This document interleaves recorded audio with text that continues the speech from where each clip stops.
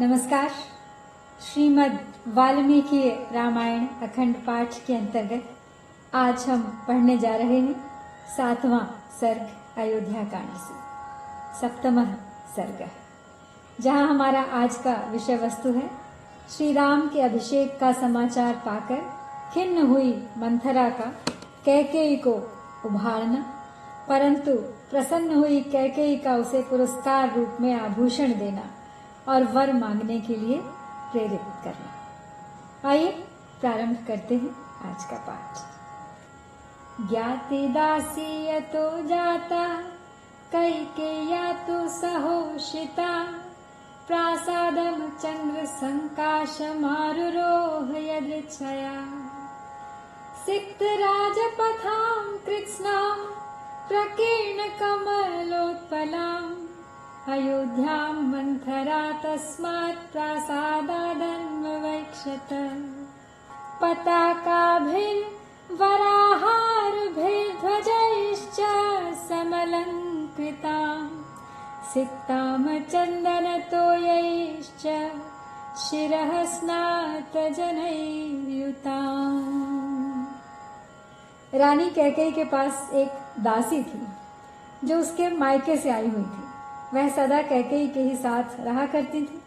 उसका जन्म कहाँ हुआ था, उसके देश और माता पिता कौन थे, इसका पता किसी को नहीं था। अभिषेक से एक दिन पहले वह स्वेच्छा से ही कैकेयी के चंद्रमा के समान कांतिमान महल की छत पर जा चढ़ी। उस दासी का नाम था मंथरा। उसने उस महल की छत से देखा अयोध्या की सड़कों पर छिड़काव किया गया है और सारी पुरी में यत्र तत्र खिले हुए कमल और उत्पल बिखेरे गए हैं।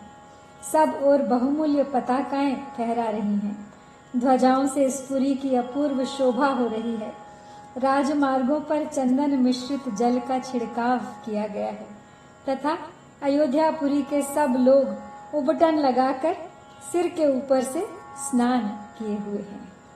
माल्य मोदक हस्तैश्च द्विजेन्द्रैरभिनादितां, शुक्लदेव गृहद्वारां सर्ववादित्रनादितां, सम्प्रहृष्ट जनाकीनां ब्रह्मघोषनिनादितां, प्रहृष्टवरहस्त्यश्वां सम्प्रणर्दित गोविषाम्, हृष्टप्रमुदितैः पौरैरुच्छ्रित ध्वजा मालिनी, अयोध्यां मंथरां दृष्ट्वा परं विस्मयमागता, सा हर्षोत्फुल्लनयनां पाण्डुरक्षां वासिनी, अविदूरे स्थितां दृष्ट्वा धात्रीं पप्रच्छ मंथरा, उत्तमेनाभिसंयुक्ता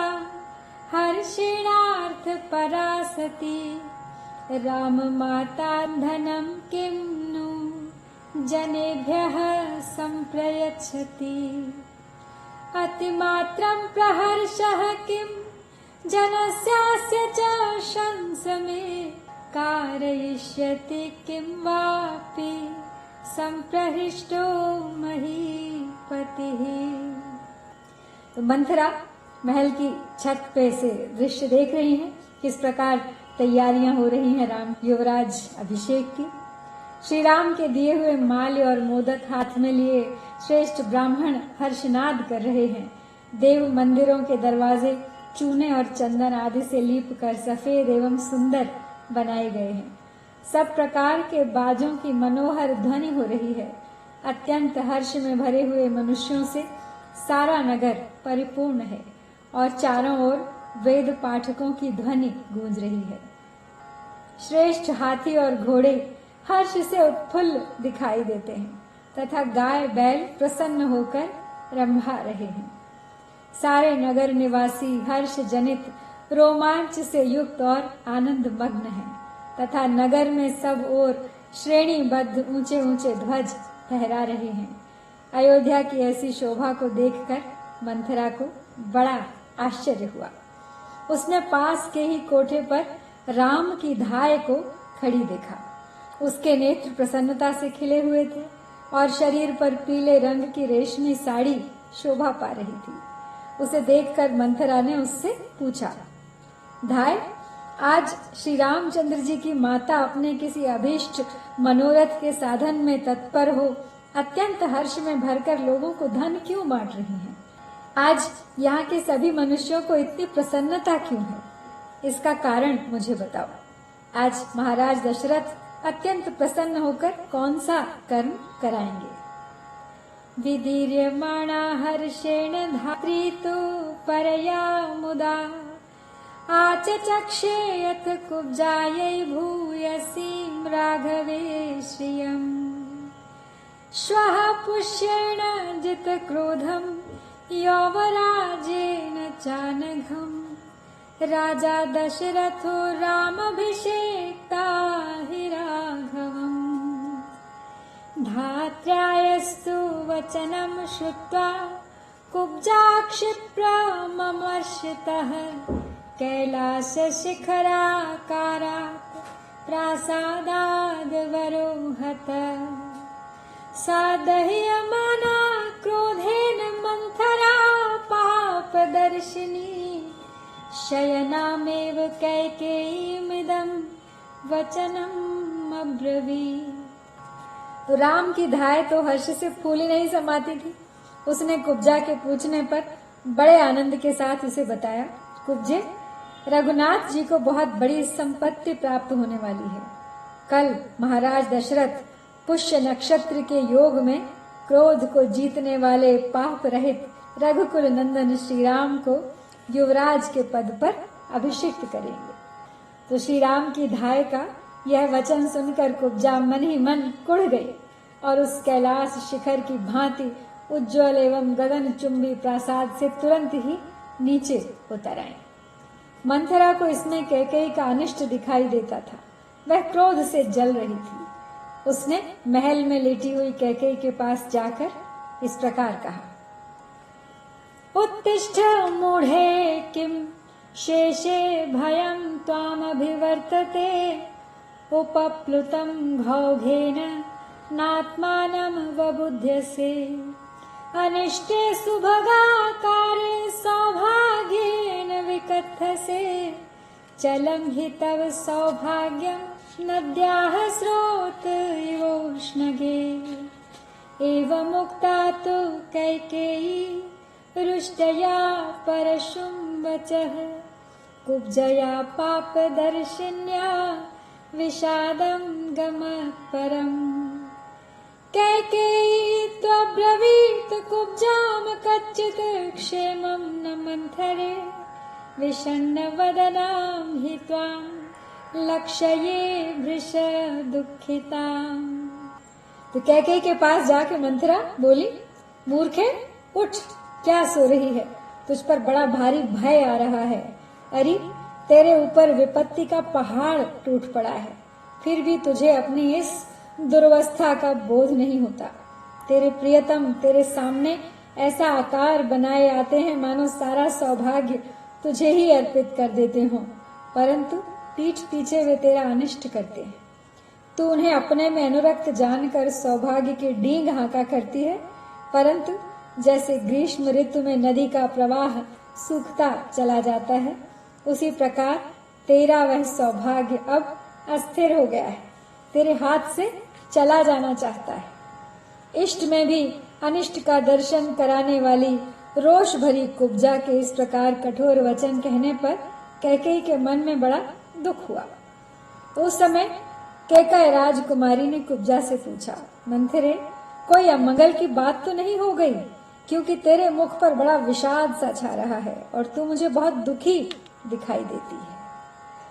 मंथरा तु वचः श्रुत्वा कैकेय्या मधुराक्षरम् उवाच क्रोध संयुक्ता वाक्यं वाक्य विशारदा सा विषण्णतरा भूत्वा कुब्जा तस्यां हितैषिणी विषादयन्ती प्रोवाच भेदयन्ती च राघवम् अक्षयं सुमहद्देवी प्रवृत्तं त्वद्विनाशनम् रामं दशरथो राजा यौवराज्ये अभिषेक्ष्यति।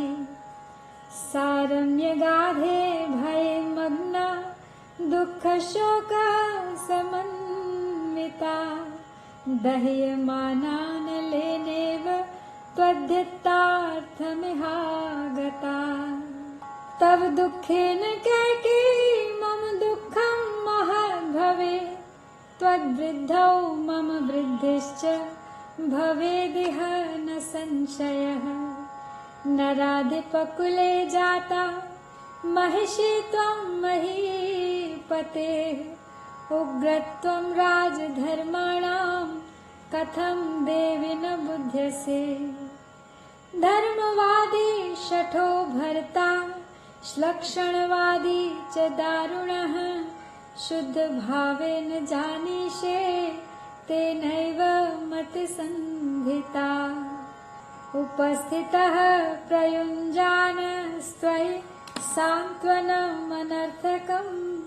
अर्थेनैवाद्यते भर्ता कौशल्यां योजयिष्यति। तो मंथरा बातचीत करने में तो बड़ी कुशल थी। वह कैकेयी के मीठे वचन सुनकर और भी खिन्न हो गई। उसके प्रति अपनी हितैषिता प्रकट करती हुई कुपित हो उठी और कैकेयी के मन में श्री राम के प्रति भेदभाव और विषाद उत्पन्न करती हुई इस प्रकार बोली, हे देवी, तुम्हारे सौभाग्य के महान विनाश का कार्य आरंभ हो गया है, जिसका कोई प्रतिकार नहीं है। कल महाराज दशरथ श्री राम को युवराज के पद पर अभिषिक्त कर देंगे। यह समाचार पाकर मैं दुख और शोक से व्याकुल हो अगाध भय के समुद्र में डूब गई हूँ। चिंता की आग से मानो जली जा रही हूँ और तुम्हारे हित की बात बताने के लिए यहाँ आई हूँ। हे कैकेयी नंदिनी, यदि तुम पर कोई दुख आया तो उससे मुझे भी बड़े भारी दुख में पड़ना होगा। तुम्हारी उन्नति में ही मेरी भी उन्नति है, इसमें कोई संशय नहीं है। हे देवी, तुम राजाओं के कुल में उत्पन्न हुई हो और एक महाराज की महारानी हो, फिर भी राजधर्मों की उग्रता कैसे नहीं समझ रही हो। तुम्हारे स्वामी धर्म की बातें तो बहुत करते हैं, परंतु हैं बड़े शठ। मुंह से चिकनी चुपड़ी बातें करते हैं, परंतु हृदय के बड़े क्रूर हैं। तुम समझती हो कि वे सारी बातें शुद्ध भाव से ही कहते हैं, इसीलिए आज उनके द्वारा तुम बेतरह ठगी गई हो। तुम्हारे पति तुम्हें व्यर्थ सांत्वना देने के लिए यहाँ उपस्थित होते हैं। वे ही अब रानी कौशल्या को अर्थ से संपन्न करने जा रहे हैं। देखो, अपवाह्य तु दुष्टात्मा भरतं तव बंधुषु। काल्ये स्थापयिता रामं राज्ये निहतकंटके। शत्रुः पतिप्रवादेन मात्रेव हितकाम्यया। आशीविषैवांगेन बाले परिधृस्त्वया। यथा हि कुर्यात् शत्रुर्वा सर्पो वा प्रत्युपेक्षितः। राज्ञा दशरथेनाद्य सपुत्रा त्वं तथा कृता। पापेनानृत सान्त्वेन बाले नित्यं सुखोचिता। रामं स्थापयता राज्ये सानुबन्धा हता ह्यसि। सा प्राप्त कालं कैकेयी क्षिप्रं कुरु हितं तव। त्रायस्व पुत्रमात्मानं माम च विस्मय दर्शने।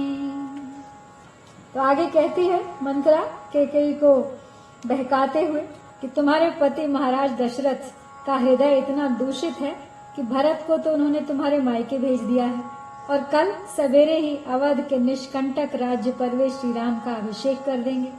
बाले, जैसे माता हित की कामना से पुत्र का पोषण करती है, उसी प्रकार पति कहलाने वाले जिस व्यक्ति का तुमने पोषण किया है वह वास्तव में शत्रु निकला।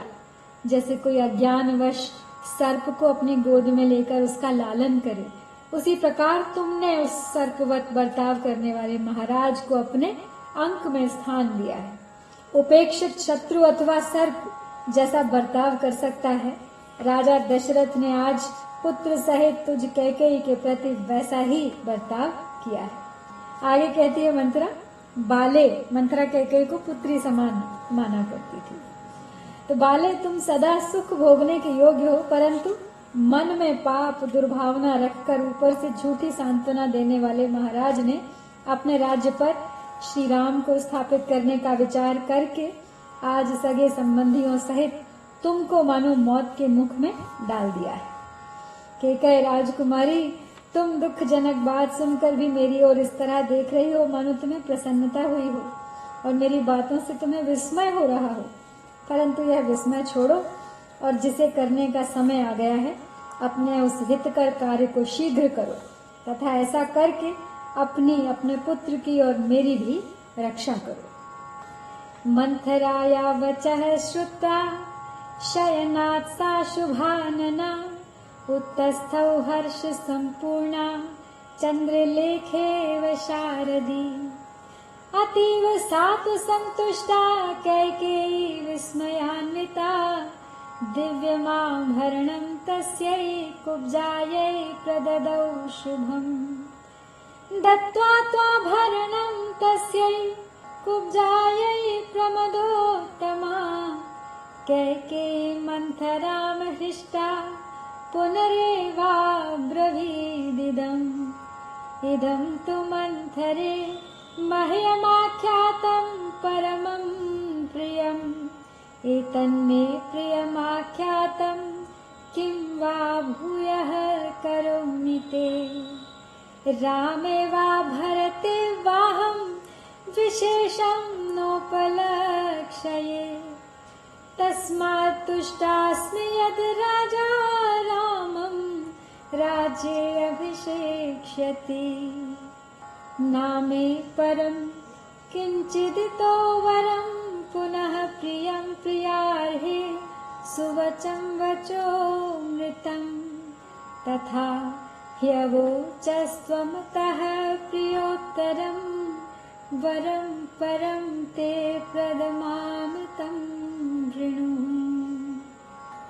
तो मंथरा की ये सब बातें सुनकर सुंदर मुख वाली कैकेयी सहसा शैया से उठ बैठी। उनका हृदय हर्ष से भर गया। वह शरद पूर्णिमा के चंद्र मंडल की भांति उदीप्त हो उठी। कैकेयी मन ही मन अत्यंत संतुष्ट हुई। विस्मय विमुग्ध हो मुस्कुराते हुए उसने कुब्जा को पुरस्कार के रूप में एक बहुत सुंदर दिव्य आभूषण प्रदान किया। कुब्जा को वह आभूषण देकर हर्ष से भरी हुई रमणी शिरोमणि कैकेयी ने पुनः मंथरा से इस प्रकार कहा, मंथरे, ये तूने मुझे बड़ा ही प्रिय समाचार सुनाया है। तूने मेरे लिए जो यह प्रिय संवाद सुनाया है इसके लिए मैं तेरा और कौन सा उपकार करूं। मैं भी राम और भरत में कोई भेद नहीं समझती, अतः यह जानकर कि राजा श्री राम का अभिषेक करने वाले हैं मुझे बहुत प्रसन्नता हुई है। मंथरे, तू मुझसे प्रिय वस्तु पाने के योग्य है। मेरे लिए श्री राम के अभिषेक संबंधी इस समाचार से बढ़कर दूसरा कोई प्रिय एवं अमृत के समान मधुर वचन नहीं कहा जा सकता। ऐसी परम प्रिय बात तुमने कही है, अतः अब यह प्रिय संवाद सुनाने के बाद तू कोई श्रेष्ठ वर मांग ले, मैं उसे अवश्य दूंगी। तो इस प्रकार यहाँ हम आज हमारा 7वां सर्ग संपन्न करते हैं। इत्यार्षे श्रीमद् रामायणे वाल्मीकिये आदि काव्ये अयोध्या कांडे 7वां सर्ग। ओम श्री सीतारामचंद्राय